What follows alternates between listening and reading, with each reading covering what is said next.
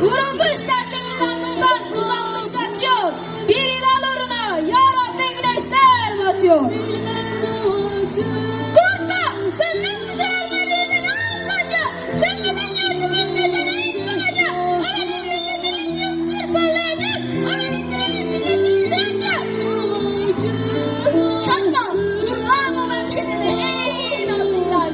Kahraman hükümanı gün, demiştim bu celal. Sana olmaz dökülen kanlarımız sonra helal. Yoktadır anne tapan milletimin isimler.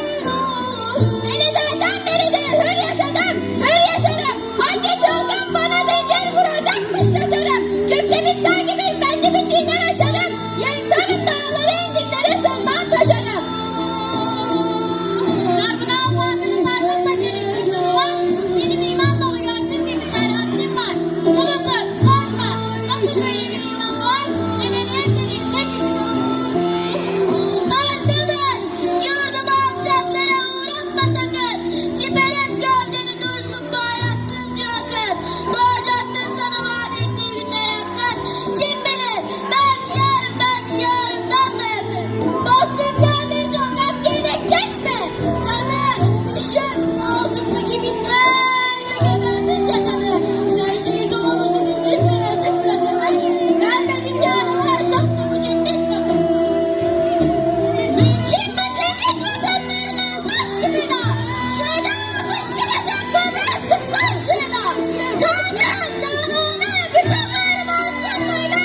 Etmesin tek vatanımdan beni dünyada cüda.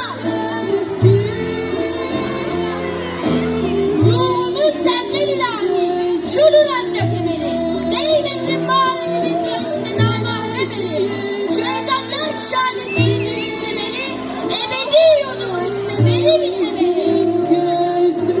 O zaman meydiyle bir sevdedir varsa taşım. Erceliyimden ilahi başarım kardeşim. Fışkırır ruhumu geldim gibi yerden de aşım. O zaman yükselenin karşılar belki başım.